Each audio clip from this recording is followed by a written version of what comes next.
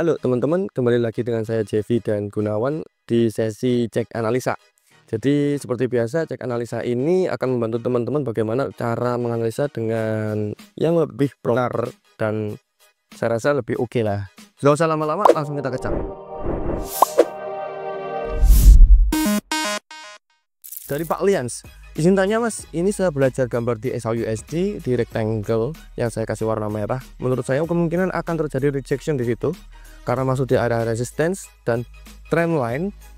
Juga saya pakai stochastic oscillator sudah di area atas untuk M5, M15, 30 dan H1. Mohon koreksinya.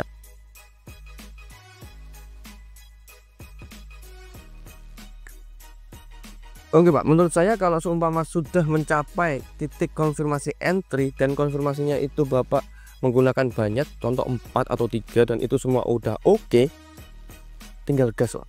Tinggal gas intinya. Dan di sini saya melihat ada beberapa EMA 1, 2, 3, 4. 1, 2, 3, 4. Di EMA di sini ada apa lagi nih? Dan ada trend line, ada osilator, semuanya kalau menurut Bapak itu udah oke, bisa digas saja Pak. Jadi nggak perlu takut, nggak perlu ragu, semua sudah sesuai dengan trading plan. Saya rasa oke. Jadi tinggal gas aja sesuai dengan resikonya dan tidak overload ya. Dari Pak Lians itu menurut kita, itu menurut saya, dan saya rasa ini udah sangat bagus Pak. Next Gunawan. Oke, next ini nomor 2 dari Pak Relawan Rocky Gerung. Siap. Ngapain trading Mbak? Pak Relawan Rocky Gerung. Oke, siap. Tim filosofi siap. Apakah penggunaan Fibosa sudah oke Pak? Nah, konfirmasi entry pada volume ratio, indeks Jepang Yen dan GBP dikombinasikan dengan arah gerak saham Nikkei menunjukkan potensi pelemahan JPY. Cek. Oke, cek ya. GBP Jepang Yen. Oke, GBP Jepang Yen. Pound Inggris dengan Yen Jepang. Kita cek dari analisa Bapak Rocky Gerung ya. Oke, dari trailing ini emang terlihat sangat jelas bullish, tetapi kalau Bapak entry-nya di situ belum tentu kenaikan atau sesuai dengan arah kita. Karena apa? Ini pergerakan yang lumayan sangat pergerakan yang lumayan jelek alias konsolidasi. Ini konsolidasi naik turun kurang jelas. Kemudian Bapak kan entry di Fibonacci golden ratio dan tarik Fibonacci tidak dari situ, tapi dari high low paling bawah, itu di bawah sini, tidak di sini. Jadi mungkin tinggal tunggu konfirmasi aja. Kalau sumpama ada konfirmasi yang lebih valid dari Fibonacci bisa diambil, it's okay, gak masalah. Apalagi didukung dengan beberapa tambahan konfirmasi dengan kombinasi GBP dan arah gerak saham Nikkei menunjukkan potensi pelemahan Jepang Yen. Jadi GBP JPY akan ada kenaikan. Gitu. Next Mas JP. Dari Pak Yandika di M30 tren turun Mas dan break lower high sebelumnya dan retest di area Fibo SNR rejection muncul. Gini kah Mas? Oke.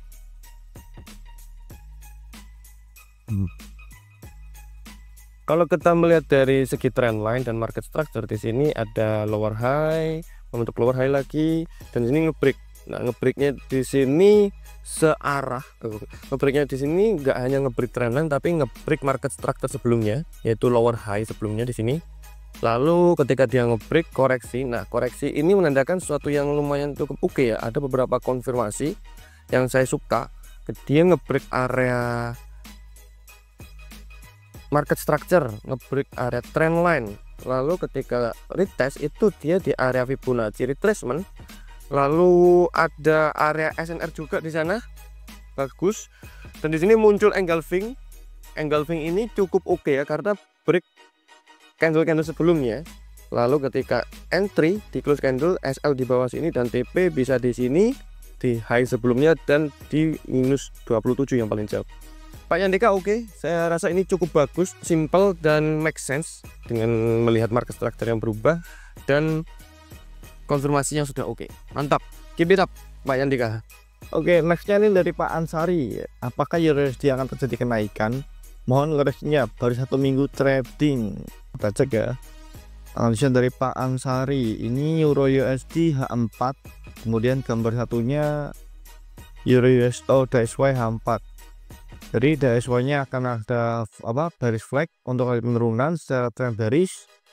Nah kemudian di H4 tadi Euro USD akan ada kenaikan. Oke, jadi Bapak trading berdasarkan korelasi yang terjadi di market. Jadi ketika DXY tadi penurunan, kemungkinan Euro USD akan ada kenaikan.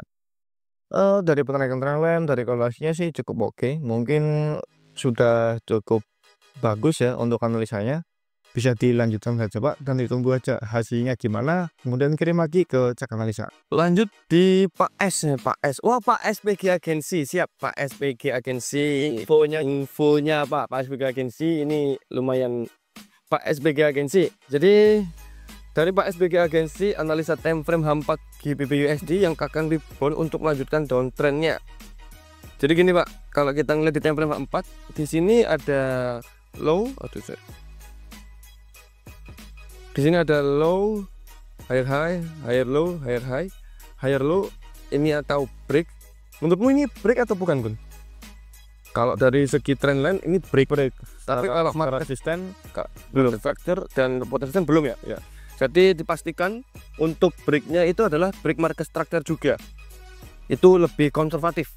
Bisa jadi ini akan melanjutkan kenaikan, bisa karena tersentuh area sini lalu lanjut. Tapi nggak menutup kemungkinan juga ini bisa akan penurunan di area sini.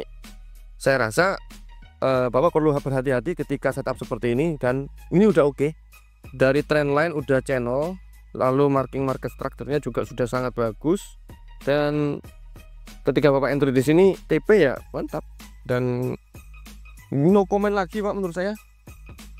Di sesi kali ini banyak analisa teman-teman yang cukup simpel ya Gun ya. Jadi yang saya rasa ini bagus buat teman-teman ya. Ada perkembangan ya. Ada perkembangan dan simple, on point semuanya ya. Dan the less you know the better you trade. Saya suka dengan quote itu, dan teman-teman di sini melakukan hal seperti itu. Jadi simple tapi on point. Ya, on point. Oke gitu aja teman-teman dari cek analisa kita. Sampai jumpa di sesi selanjutnya. Terima kasih. Goodbye.